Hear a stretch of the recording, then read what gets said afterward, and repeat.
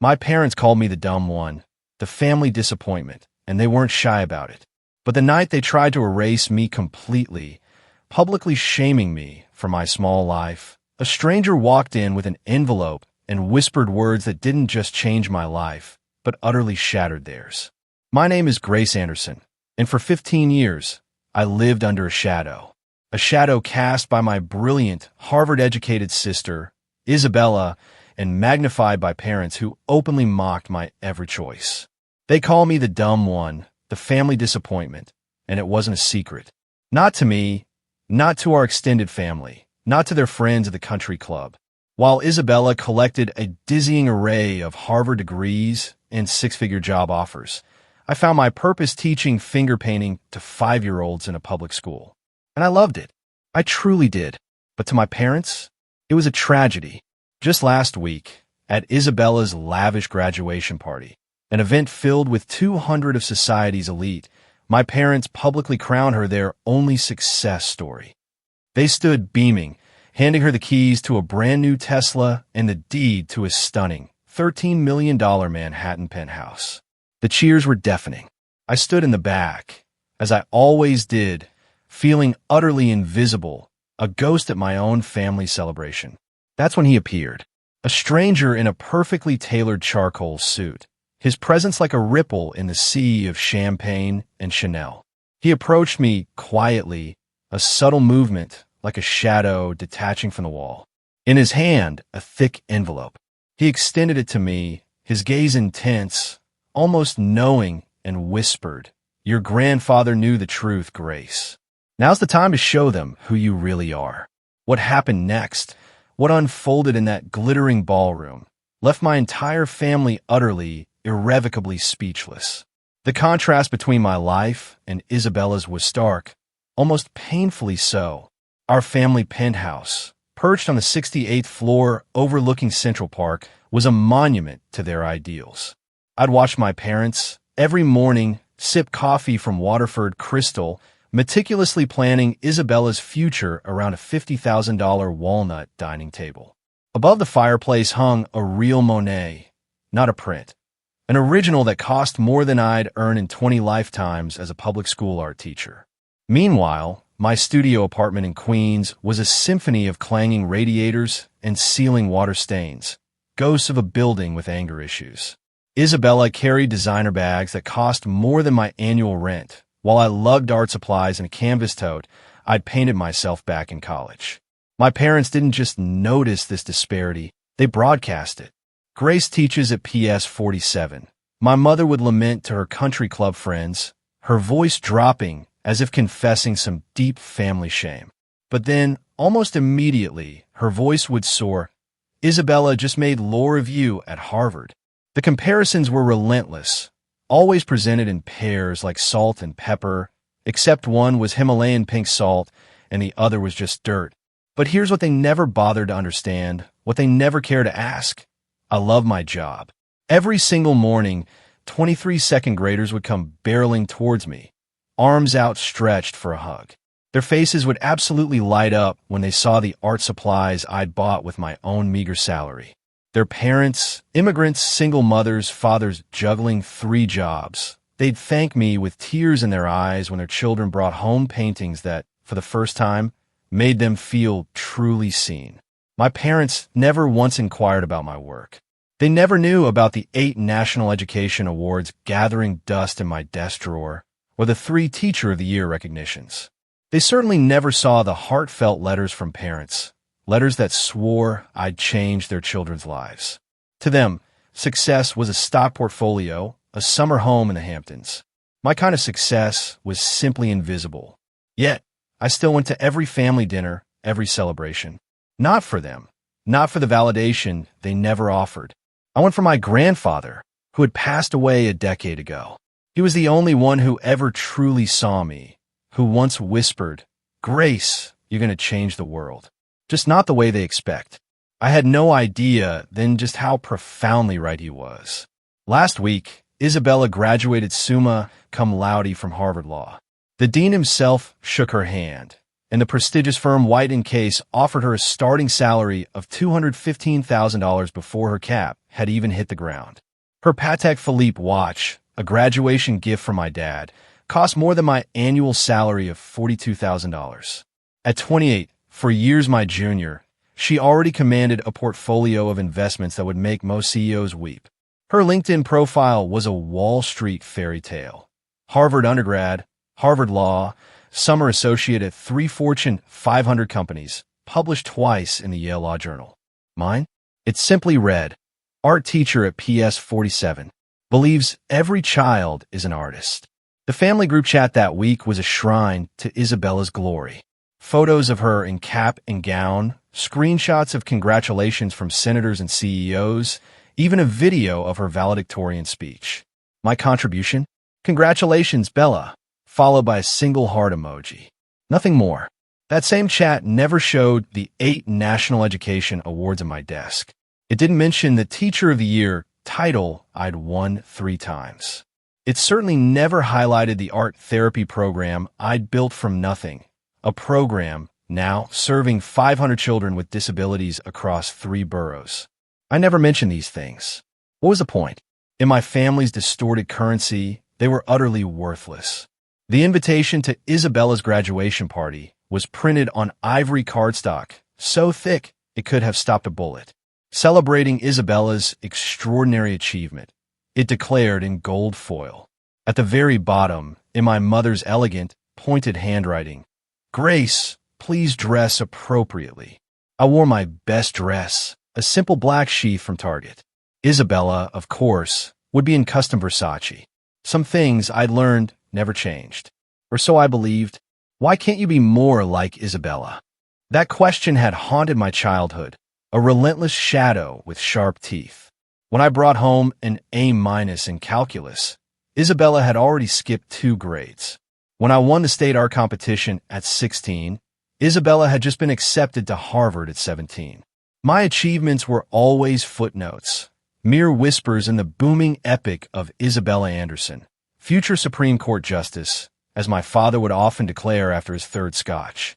My mother had perfected the art of the selective introduction at social gatherings. This is Isabella, our Harvard Law student. She'd beam, her diamonds catching the light. Then if someone was insistent, "Oh, and Grace?" She teaches. That pause, that excruciating, echoing silence before teaches, it stretched like a void where all their disappointment lived. I chose teaching because of Mr. Yamamoto, my high school art teacher. He found me once, sobbing in the supply closet after yet another, "Why can't you be like Isabella?" lecture. He said something I've never forgotten. Some people build skyscrapers, Grace. Others build souls. Guess which one lasts longer? I wanted to build souls. My parents, though, only saw value in building portfolios. The family photo wall at home told the story better than any words. Isabella's accomplishments covered an entire section: diplomas, newspaper clippings, photos with governors. My section? A single college graduation photo, partially obscured by Isabella's Harvard acceptance letter, which my mother had framed in gold. 10 years of therapy had taught me to stop chasing their approval intellectually, but knowing something in your head and feeling it in your bones are vastly different beasts. So I kept showing up. I kept smiling. I kept pretending their casual dismissals weren't carving little pieces from my heart. From a quiet corner of the glittering St. Regis ballroom, the man in the charcoal suit watched me.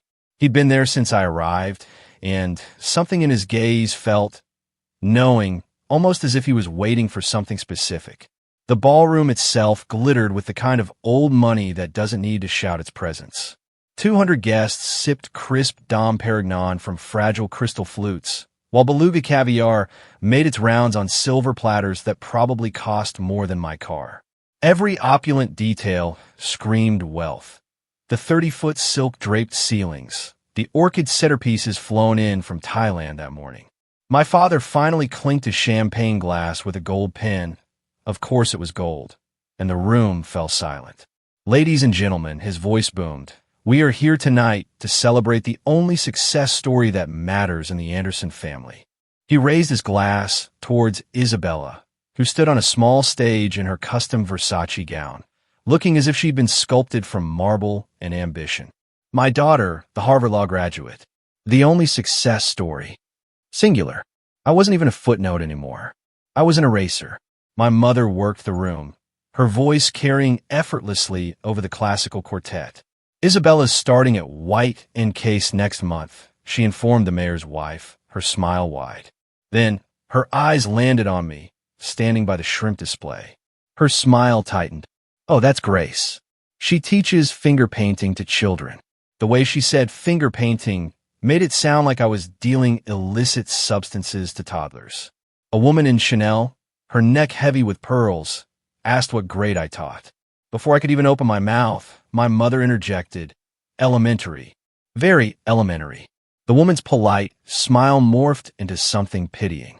How nice that you found something you can do, she murmured. Suddenly my phone buzzed. Unknown number. The text read, don't leave early tonight. Your grandfather left you more than memories. I looked up, scanning the room. The man in the charcoal suit met my eyes across the crowd and, almost imperceptibly, raised a champagne glass. A gesture so small, only I noticed. My father was back at the microphone. And now, he announced, his voice reverberating, for the real surprise of the evening, Isabella. The room leaned forward collectively. Success deserves rewards. He pulled a small velvet box from his tuxedo pocket. Inside, glinting under the chandeliers, were the keys. Your new Tesla Model S Plaid. A $130,000 car for a 28-year-old who already owned a BMW. The crowd gasped. Someone actually applauded. Isabella floated to the microphone, her smile practiced from years of being the chosen one. Thank you, Daddy. She held up the keys like a trophy. The photographer my parents had hired, yes, a professional photographer just for this moment, captured every angle. But that's not all. My mother chimed in, joining them on stage. She produced a thick envelope from her Hermes clutch, the $30,000 Birkin that could feed a small country. Inside this envelope, she announced, is the deed to your new home, a $13 million penthouse in Tribeca, for bedrooms, a private terrace, and a view of the entire city you're about to conquer. $13 million. For context, that sum could fund my entire school's art program for the next century. It could provide art therapy for thousands of children who would never otherwise afford it. Instead, it would house one person who already had everything. Isabella hugged them both, her face radiant. The photographer went wild. The crowd erupted in applause, but to me, it felt like tiny hammers against my skull. I stood in my corner, invisible as wallpaper, clutching my champagne flute so tightly I feared it might shatter. This Tesla, my father declared, his voice carrying across the opulent room, is just the beginning of what you deserve, Isabella. His words seemed to sweep across the years of comparison, across every moment he'd looked through me as if I were transparent. The man in the charcoal suit moved closer, not obviously, just a slow drift through the celebratory crowd, bringing him within earshot. He wasn't watching Isabella's triumph. He was watching me. My phone buzzed again. Another text from the unknown number. The real show starts in 5 minutes. Don't sign anything. Sign anything? What could I possibly? My mother's voice cut through my whirling thoughts, sharp and insistent. Grace, come here, please. We need you on stage. But then, Harold Whitman stepped onto the stage, a calm, unshakable force. I really must insist you stop. My father snapped, his face contorted with fury. You have no authority here. Harold smiled, but it wasn't a kind smile. Your father would disagree. And since he's the one who actually built this empire you're so eager to redistribute, I'd say his opinion matters a great deal. The Mont Blanc pen felt like a lead weight in my hand. 200 pairs of eyes fixated on me. Isabella's triumphant smile could have cut glass. The waiver lay on the podium, its legal jargon blurring through the tears I absolutely refused to let fall. Sign it, Grace. My mother hissed, her voice barely a whisper, but loud enough for me to hear over the microphone. For once in your life, do the right thing. For them, the right thing meant my quiet disappearance. Isabella, seizing the moment, leaned into her own microphone. This is what's best for everyone, Grace. You know you can't handle this kind of responsibility. Remember when you couldn't even manage your college loans without crying? A cruel ripple of laughter swept through the crowd. My hand, as if on autopilot, moved towards the signature line. Grace Anderson. Harold Whitman's voice cut through the air, clear and sharp, echoing through the silent ballroom. I need you to know something before you sign that document. My father, his face flushed with rage, stepped between us. Mr. Whitman, you're trespassing. Security.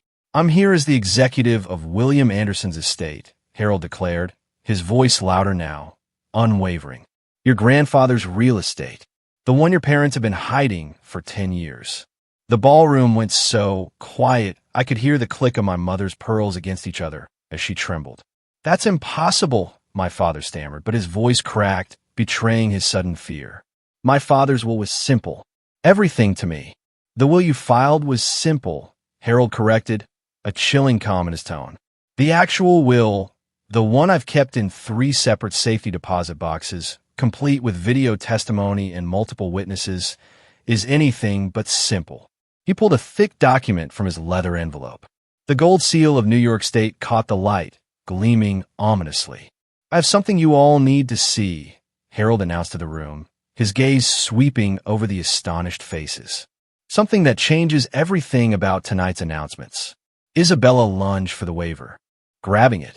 Just sign it now, Grace. Whatever this is, it doesn't matter. But my hand had stopped moving.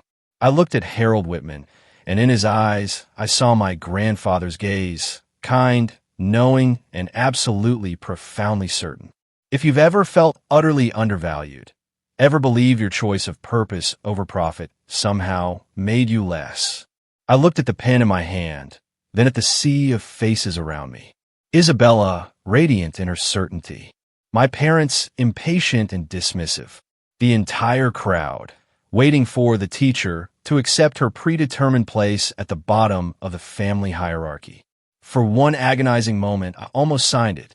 15 years of being the disappointment weighed on my shoulders like a lead blanket. Maybe they were right. Maybe I was meant for small things, small dreams, small impacts. Maybe teaching children to paint rainbows wasn't worth as much as arguing corporate mergers. Sometimes, loving your family means letting go, I said quietly, my voice surprisingly steady, picked up by the microphone. My mother visibly relaxed. Isabella smirked. My father nodded, approving. I positioned the pen above the signature line. One signature, and I would never again have to endure another comparison. Another, why can't you be more like Isabella? Lecture, another family dinner where my life's work was treated like a mere hobby. The pen lightly touched the paper. Your grandfather wrote you letters, Harold said suddenly, his voice calm, yet it sliced through the tension like a razor. 23 letters over 10 years. Your parents returned every single one, unopened. My hand froze. My heart hammered against my ribs. What letters? I looked from Harold to my parents, who stood frozen on the stage. What is he talking about? My mother's face had gone paper white beneath her flawless foundation. It doesn't matter now, she stammered. Oh, but it does, Harold corrected, his tone firm. He pulled out a stack of aged, yellowed envelopes. William Anderson spent the last decade of his life documenting something very specific, something about his granddaughters. He held up the thick document again, the real will. Before you sign anything, Grace, you should know what your grandfather knew. You should know why he called you the one who would change everything.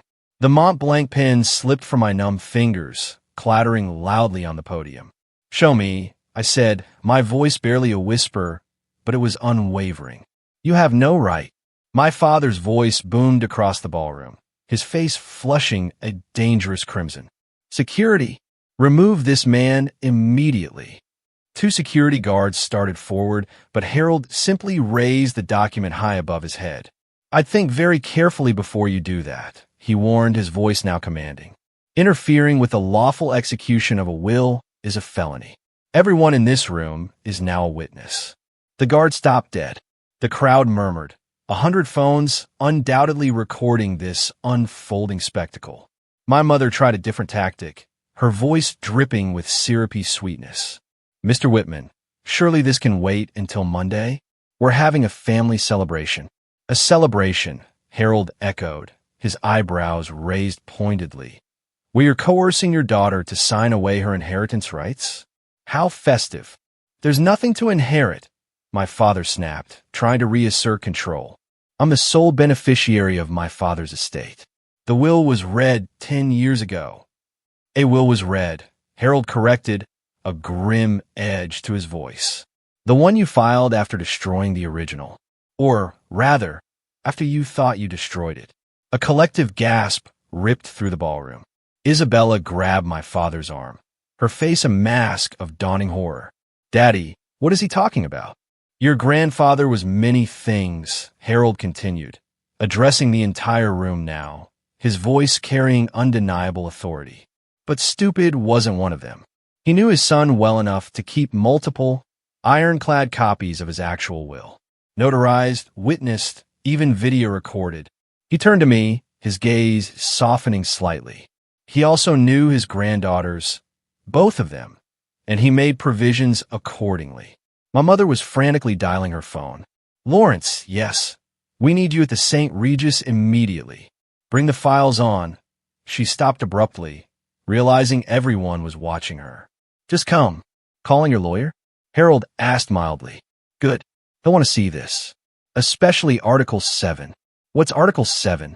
I asked, my voice steadier than I felt it had any right to be. Harold finally smiled, a genuine, warm expression. The part your grandfather called the Truth Clause. The part that explains why he spent 10 years watching both his granddaughters from afar, documenting everything. My father lunged for the document, but Harold, surprisingly agile for his age, stepped back effortlessly. Shall we read it together? Harold offered, his voice laced with challenge. Or would you prefer tell them yourself what you've been hiding? Harold opened the document, its pages crisp despite their age. This one was signed by William Anderson on March 15, 2015, in the presence of 3 witnesses and a notary public. It was subsequently filed with my firm, with copies sent to 2 additional law firms for safekeeping. That's impossible, my father stammered again, his voice now devoid of any authority. I handled his estate. You handled what you wanted to handle, Harold interrupted, his eyes flinty. Your father knew you would, which is why he included very specific instructions about when and how this should be revealed. He looked at me, his gaze kind.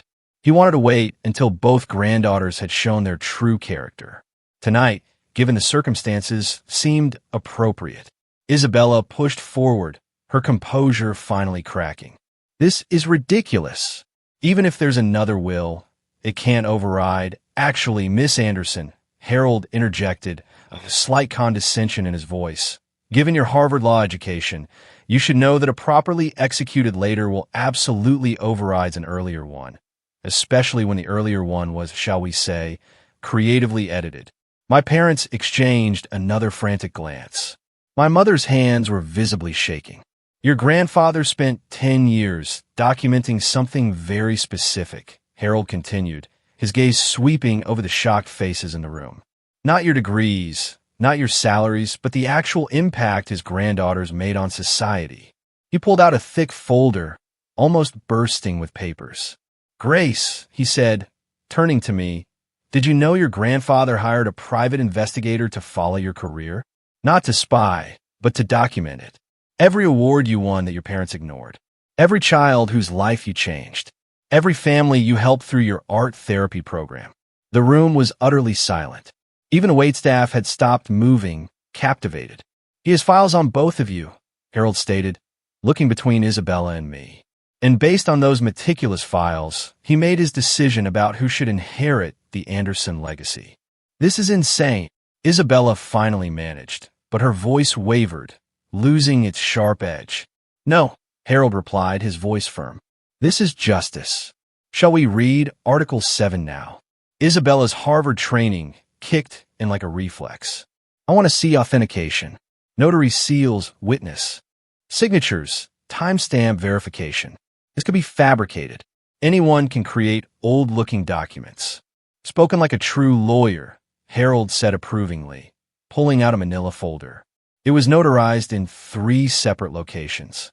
Here's the seal from New York State, authenticated just last week when I knew tonight was happening. And here's the witness list. Judge Patricia Hornby, Dr. Michael Chun from Mount Sinai, and Eleanor Roosevelt III from the Manhattan Trust Foundation. Isabella grabbed the papers, her face growing paler with each page she examined. These are real. Of course they're real, Harold said, a hint of steel in his voice. Your grandfather didn't leave anything to chance. He also video recorded the signing. He pulled out an iPad. Would you like to see your grandfather explaining his decision in his own words? This is entrapment, my father roared, his composure completely gone. You waited until you tried to force Grace to sign away rights you knew she had? Yes, I did wait, Harold confirmed calmly. Your father predicted you would do exactly this. He said, and I quote, Robert will try to give everything to Isabella the moment he thinks he can get away with it. Wait for that moment, then show them the truth. The crowd was riveted, utterly absorbed. I heard someone whisper, better than Netflix. Isabella turned to my parents, her eyes wide with a dawning, terrible realization. You knew? You knew there was another will, and you hid it? My mother's trembling silence was answer enough. 10 years, Harold said, his voice quiet but devastating. They've known for 10 years. They found the first copy in your grandfather's desk and destroyed it. What they didn't know was that he'd already filed copies with 3 law firms and recorded himself signing it. I'll challenge this in court, Isabella declared, but her voice lacked any real conviction. On what grounds? Harold countered. Mental incompetence? Your grandfather's medical records show perfect cognitive function. Undue influence? He hadn't seen Grace in years when he wrote this. Face it, counselor, this will is bulletproof. He turned to page 7. Now, shall we discuss the inheritance criteria your grandfather established? Harold adjusted his reading glasses, the thick document steady in his hands. Article 7. Conditions of inheritance. I, William Anderson, being of sound mind and body, establish that my estate shall pass to the granddaughter who demonstrates genuine service to humanity, measured not by degrees or income, but by verifiable positive impact on others' lives. The ballroom was so quiet, I could hear my own hammering heartbeat. Furthermore, Harold continued, this impact must be documented by independent third parties, not family, not friends, but institutions and individuals with no personal stake in the outcome. Isabella let out a strained, forced laugh. That's completely subjective. How do you even measure positive impact? Your grandfather thought of that, Harold said, pulling out another folder, this one noticeably thick and labeled with my name, Grace Anderson. He established specific criteria, letters from beneficiaries, awards from recognized institutions, media coverage of charitable work, professional evaluations from supervisors, all dated and verified. He set the bulging folder on the podium. It was at least 3 inches thick. Grace Anderson, he read from a summary sheet, 8 National Education Excellence Awards. 3-time Teacher of the Year. Founder of Art Heals, a therapy program serving 500 children with disabilities across 3 boroughs. Published in the Journal of Art Therapy for groundbreaking work with autism spectrum disorders. Recognized by the Department of Education for innovations in inclusive education. My mother gasped a sharp, choke sound. That's not possible. She never told us. Because you never asked, Harold said simply, his gaze unwavering. You were too busy celebrating Isabella's achievements to notice Grace was quietly changing lives. He pulled out another sheet. Letters from 237 families, all independently verified, crediting Grace with transforming their children's lives. 14 children who were nonverbal before her art therapy program now communicate through artistic expression. 3 suicide preventions directly attributed to her intervention. Tears streamed down my face. I hadn't known he knew. I hadn't known anyone was watching. Your grandfather called you the quiet one who serves, Harold said to me gently. He saw what others missed.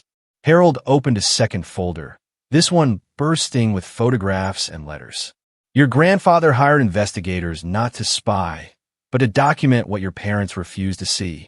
Grace, did you know the mayor's office has your photo on their wall of New York's quiet heroes? I shook my head, speechless. 3 years ago, you used your entire life savings to keep your art program running when the school lost its funding. You took a second job tutoring just to buy supplies. You never told anyone. He pulled out a bank statement, neatly stapled.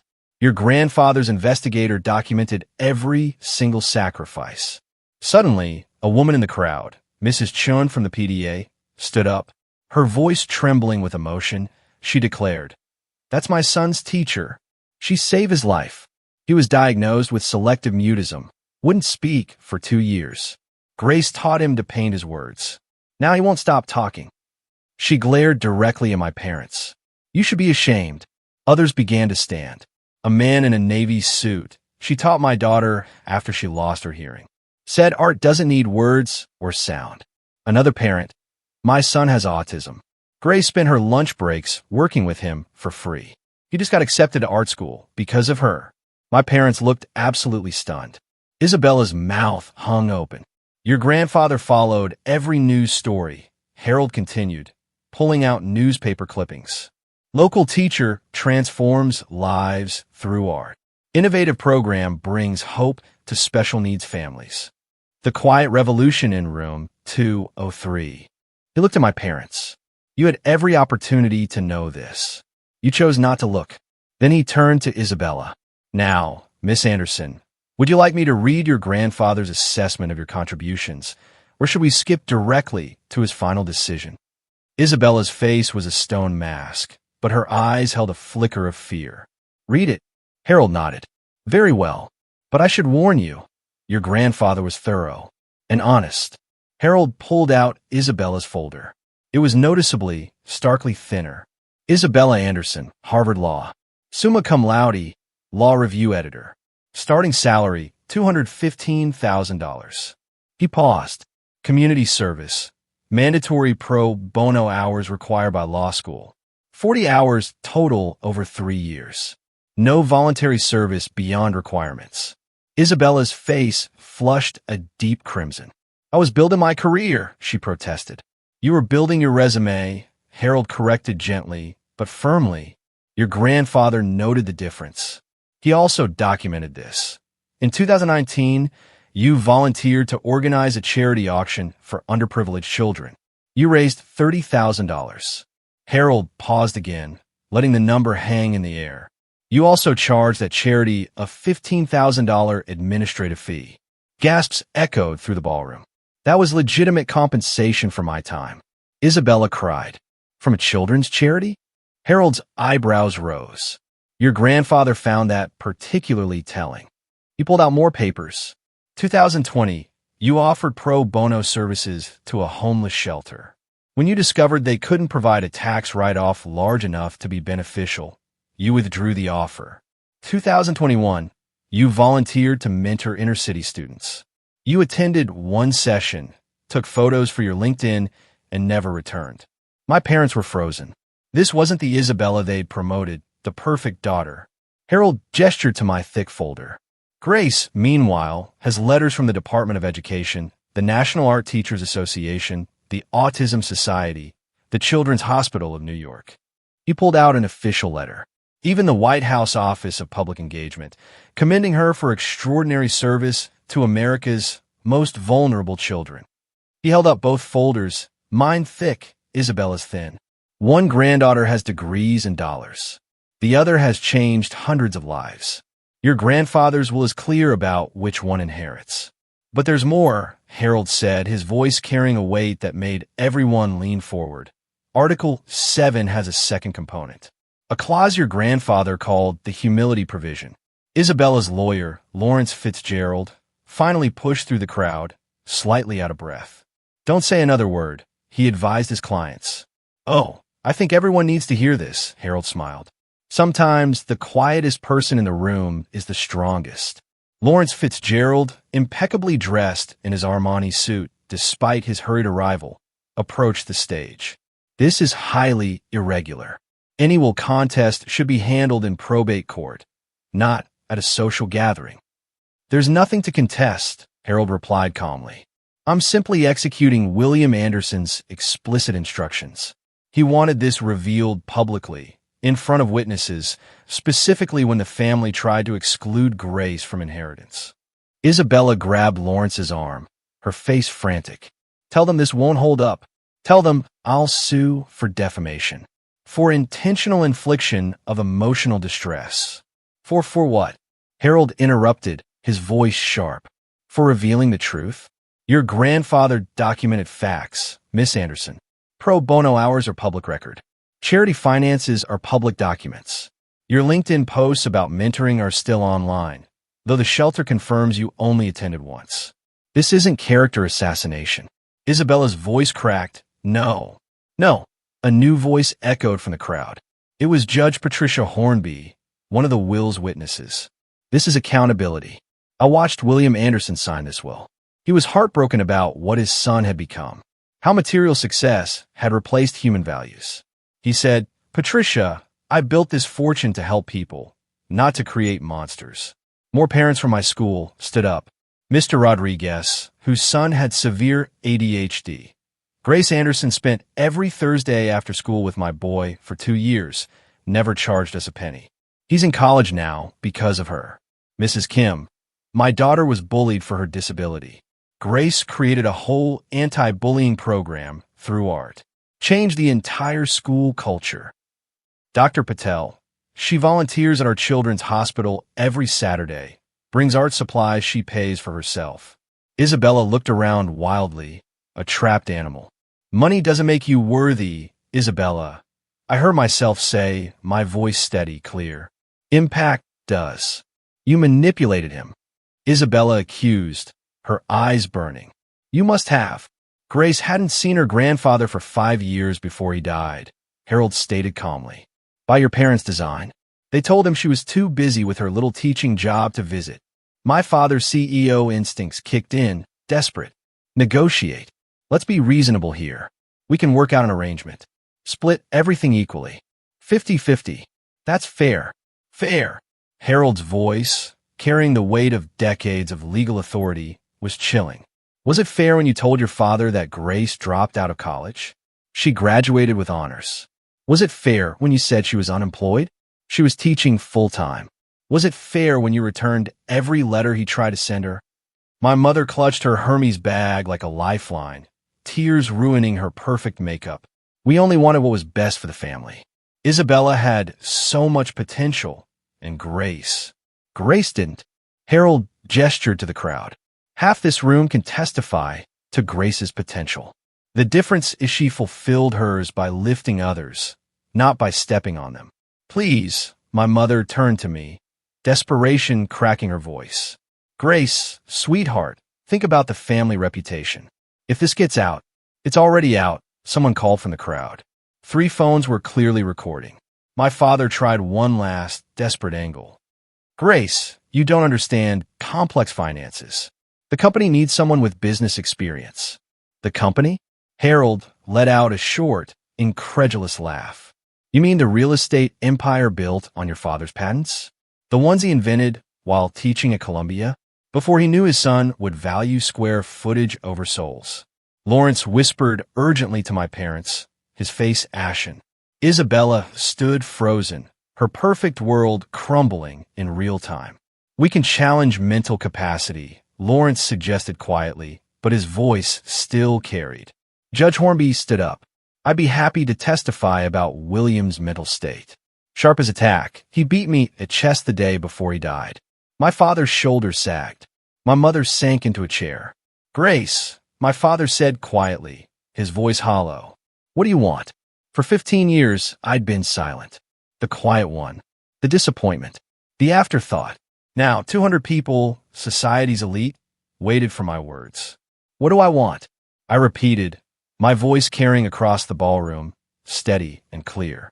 I wanted parents who saw me, who valued compassion over compensation, who understood that teaching isn't settling. It's building the future, one child at a time. I stepped toward the microphone, my target dress suddenly feeling like the most impenetrable armor. I spent 15 years believing I was less than Isabella because my bank account was smaller. Because my car was older. Because my apartment didn't have a doorman. I looked directly at my parents, who couldn't meet my gaze. You taught me that worth equals wealth. Grandfather knew better. The room was silent, save for a quiet sob from Mrs. Chun, the mother whose son I'd taught to speak through art. I don't need your money, I continued, my eyes still fixed on my parents. I needed parents who celebrated my first teaching award the way you celebrated Isabella's first A+. I needed a family who understood that changing one child's life matters more than billing hours. Isabella finally spoke, her voice laced with bitterness. So sanctimonious. So noble. You think you're better than me because you're poor? No, I said simply, meeting her angry gaze. I think I'm fulfilled because I'm useful. There's a difference between being successful and being significant. Grandfather understood that. Harold cleared his throat. Speaking of your grandfather's understanding, there's one more aspect of Article 7 we need to discuss. The conditions for Isabella. Everyone turned to him. Your grandfather didn't disinherit you, Isabella, Harold said. But your inheritance comes with conditions. Isabella's eyes, dulled by shock, sparked with a fragile hope. What conditions? 2 years of documented public service, Harold stated. Real service. Not photo ops, not resume building. Teaching, volunteering, genuine contribution to society. Only then do you receive your portion.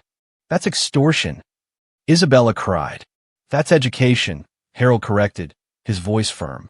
Your grandfather's final attempt to teach what your parents failed to. That privilege comes with responsibility. But I have one condition too, I said, and everyone turned back to me. Harold smiled, a knowing, almost proud expression. It was as if he'd been waiting for this moment. Before you state your condition, Grace, there's something else. He flipped to the next page of the will. The humility provision. Subsection C. He read aloud. Should any beneficiary attempt to coerce, manipulate, or force another beneficiary to forfeit their inheritance, the coercing party forfeits all claims immediately and permanently. My parents went stark white. Isabella grabbed the podium for support, her hands shaking uncontrollably. Furthermore, Harold continued, his voice ringing with quiet authority, if such coercion occurs in public, witnessed by multiple parties, the forfeited inheritance transfers entirely to the wrong party, activating an emergency trust fund of $15 million separate from the main estate. Lawrence Fitzgerald, Isabella's lawyer, frantically flipped through his phone, likely checking legal databases. That's ironclad. Tonight, Harold gestured around the room. Robert and Margaret Anderson, along with Isabella Anderson, attempted to force Grace to sign away her inheritance rights in front of 200 witnesses. The conditions of subsection C are met. $15 million. Isabella's voice was barely a whisper. 15 million? Your grandfather was very specific, Harold explained, his gaze piercing. He said, if they gang up on Grace, and they will, she should have immediate resources to establish her independence. The fund transfers automatically upon documented coercion. He pulled out a tablet. The transfer was initiated the moment Grace was called to the stage to sign that waiver. Your grandfather's financial advisor has been watching via live stream. Yes, Mr. Anderson, the charity photographer you hired was actually documenting this for the estate. My father simply sank into a nearby chair, his face utterly defeated. He planned all of this. He knew you, Harold said simply. He knew that you'd wait until a public moment to maximize Grace's humiliation, to pressure her into compliance. He knew Isabella would support it for her own gain, and he knew Grace would endure it quietly, as she always has. The company, my mother asked weakly, her voice thin, transfers to a trust with Grace as primary beneficiary and decision-maker, Harold confirmed. He looked at me. Though, your grandfather hoped you'd convert it to a foundation. He left suggestions for focusing on art therapy and special education. Isabella was openly crying now, not the delicate tears of earlier, but the ugly, broken kind that come with genuine, devastating loss. My job offer at White & Case has a morality clause, Lawrence Fitzgerald said quietly, almost to himself. Being party to inheritance fraud, they'll withdraw the offer. The keys to the Tesla Model S Plaid fell from Isabella's numb hand, clattering loudly on the marble floor. Lawrence Fitzgerald, pale and frantic, scrolled through his tablet. The legal ramifications are severe. The attempted coercion tonight, witnessed and documented, constitutes inheritance fraud. The Bar Association will investigate. Isabella, your law license application. No, Isabella gasped, clutching her head. No, they can't. They can, and they will. Judge Hornby interjected, her voice firm. Attempting to defraud a family member of inheritance through public coercion? The Character and Fitness Committee will have a field day. Harold produced more documents. The estate accounts were frozen 40 minutes ago, the moment the coercion began. Court orders signed by Judge Martinez, who's been monitoring the situation remotely. He held up papers with glaring red seals. Robert Anderson, your access to the company accounts is suspended pending investigation. The brownstone, the Hamptons house, the portfolio all frozen. You can't do this, my father roared, finally finding his voice, raw with desperation. I'm not doing anything, Harold replied calmly. I'm executing William Anderson's explicit instructions. He wrote, if Robert tries to steal from Grace, and he will, stop him immediately and publicly. My mother's phone rang. She answered with shaking hands. Hello. What do you mean frozen? All of them. She looked at my father, her eyes wide with terror. The credit cards aren't working. The penthouse. Isabella whispered, her voice barely audible. The one you just gave her was never yours to give, Harold said, his voice flat. It's part of the estate, which now belongs to Grace. A low whistle cut through the stunned silence of the ballroom. $13 million, plus the company valued at $30 million, Harold added, plus liquid assets of approximately $15 million, plus the art collection your grandfather was quite the collector, valued at $6 million. That's $64 million. Isabella's legs gave out completely. Someone pushed a chair under her as she collapsed. Grace's parents tried to steal from her, Judge Hornby said loudly, ensuring every recording phone caught every word. This is why William Anderson wanted witnesses. The crowd buzzed, a wildfire of whispers. This would be all over the Upper East Side by morning, all over the internet by midnight. The Tesla, Isabella asked in a small, broken voice. Purchased yesterday with estate funds, Harold confirmed. It'll be returned to the dealer Monday. Every symbol of success my parents had flaunted, every glittering trophy, was built on theft, on actively stealing from the daughter they deemed unworthy. Isabella Anderson, Harvard Law, summa cum laude, the golden child who had never failed at anything, crumbled completely. Her perfect makeup ran in rivers down her face as she sobbed, not the delicate tears of earlier, but raw, broken sounds of profound loss. I don't understand, she gasped between sobs. I did everything right. Perfect grades, perfect school, perfect job. Perfect is not the same as good, Harold said gently, his voice carrying surprising empathy. Your grandfather wrote about you. Isabella has every advantage but empathy, every skill but kindness. Maybe losing everything will teach her what gaining everything never could. Isabella looked at me through her tears. For the first time in our lives, she truly looked at me. Not through me, not past me, but at me. You knew, she whispered. You knew you were worth more. And you never said anything. I didn't know about the will, I said honestly. But I knew my worth wasn't measured in dollars. You taught me that actually, watching you chase money while missing meaning. You taught me what not to value. I've never, Isabella's voice broke again, I've never actually helped anyone, have I? Not really. Not without expecting something back. The room was silent. Even the waiters stood still, no longer pretending to work. I don't even know how, Isabella admitted, truly vulnerable now. To help, to serve, to care about someone else's success more than my own. She looked at our parents. You made me this way. You praised every achievement that brought status and ignored every opportunity to build character. And now I'm 28 years old, and I don't know who I am without my resume. That's the first honest thing you've said in years, my mother said quietly, surprising everyone, even herself. Isabella stood shakily. Grace, I need that job. Not white in case, just whatever you let me do. I need to learn. My father stood before the crowd, this titan of real estate who'd built his entire identity on being William Anderson's son. And for the first time in my life, I saw him clearly. Not the CEO, not the patriarch, but just a man who had lost his way. I measured everything wrong, he said, his voice carrying across the silent ballroom, filled with a crushing regret. Stock prices, square footage, net worth. I measured everything except what mattered. He turned to me, his eyes pleading. Grace, you were never the disappointment. I was. I disappointed my father by becoming everything he never wanted, a man who knew the price of everything and the value of nothing. My mother stood beside him, her perfect posture finally breaking, shoulders slumped. We were so proud of Isabella's Harvard acceptance. We framed the letter. But Grace, you have 237 letters from families whose lives you've changed, and we never framed a single one. She looked out at the crowd, many of whom were their society friends. We taught our daughters that appearance matters more than substance, that wealth matters more than worth. We were wrong. Someone started clapping. Mrs. Chun, the PDA mom. Then another parent joined. Then another. Not for my parents' confession, but for the raw, painful truth finally being spoken.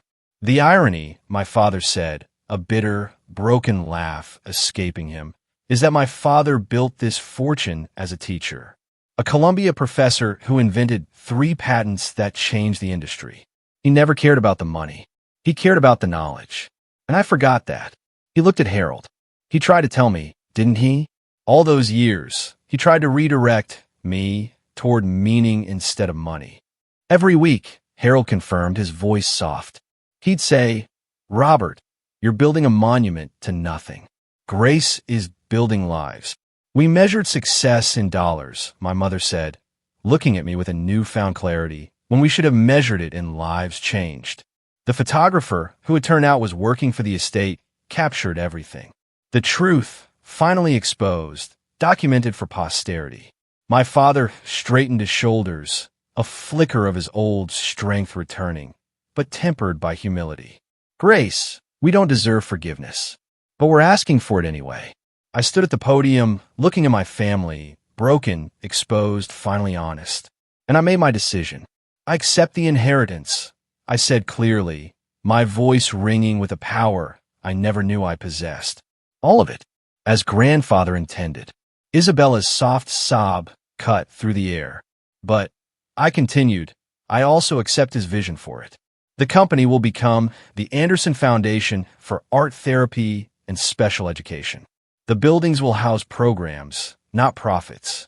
The money will fund teachers, not corporate takeovers. I turned to Isabella. You want to learn to serve? You'll start Monday, minimum wage, working with our most challenging kids.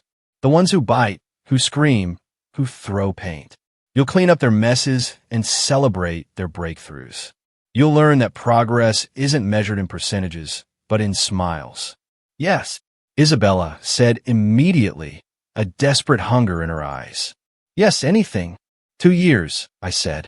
Not because the will requires it, but because that's how long it takes to truly understand that teaching isn't about you, it's about them. If you last 2 years, really last, not just show up, then you'll receive your inheritance as grandfather outlined. I faced my parents. Forgiveness doesn't mean forgetting. It means choosing to move forward.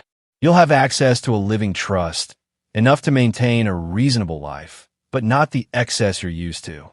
The brownstone stays in the family, but the Hamptons house becomes a summer camp for special needs children. My mother gasped. The Hamptons house. Grandfather specifically mentioned it, Harold confirmed, a gentle smile on his face. He said it should ring with children's laughter, not cocktail chatter. Harold's smile widened. Your grandfather predicted this too. He said grace would be graceful, even in victory. This isn't victory, I corrected, my gaze firm. It's justice, and justice includes rehabilitation. I looked out at the crowd, society's elite who had watched my humiliation for years. The Anderson Foundation will be hiring. Real positions, for real service. Not galas and charity balls, but hands-on work with children who need us. Anyone interested can submit applications through Mr. Whitman. Several hands went up immediately.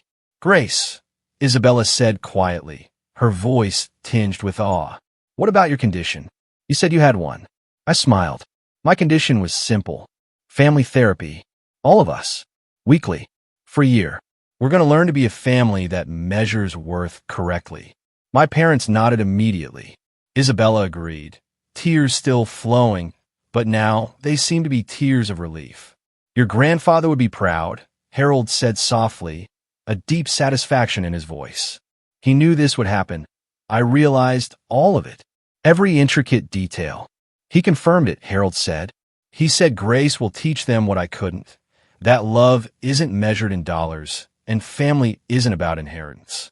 It's about inheriting values worth passing on.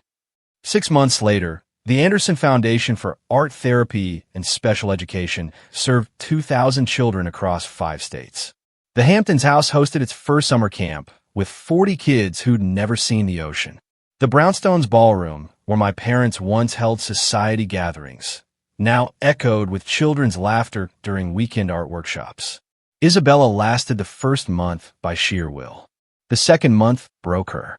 A 7-year-old with autism had a meltdown, throwing paint everywhere, including in Isabella's pristine hair. She cried in the supply closet. I found her there, covered in purple paint, and she laughed. Really laughed, for the first time in years. He was trying to paint the sound of happiness, she told me, the smile transforming her face. He told me purple sounds happy. Now she runs our sensory art program. She's brilliant at it. That Harvard brain finally serving something truly meaningful. Her salary is $43,000 a year. She drives a Honda Civic. She's never been happier. My parents volunteer every Wednesday. Dad reads to kids while Mom helps with art projects. Last week, a child hugged my mother and left paint handprints on her blouse. She wore those handprints the rest of the day, like medals of honor. The foundation has 50 full-time teachers, all paid $60,000 minimum, a living wage for doing life-changing work. We've partnered with 15 hospitals, 30 schools, and countless families who never thought their children would communicate until art gave them a language. White and Case called last month. They wanted Isabella back, said they'd reconsidered. She just laughed and hung up. I have purple happiness to paint, she told them. Harold Whitman serves on our board. He says grandfather would be amazed at what we've built. I disagree. I think grandfather knew exactly what would grow from the seeds he planted. I still teach at PS 47. Same classroom, same kids who need me, same $42,000 salary from the school. The only difference? Now I can buy all the supplies we need.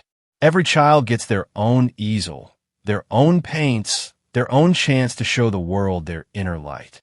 My grandfather knew that true inheritance isn't money, it's impact.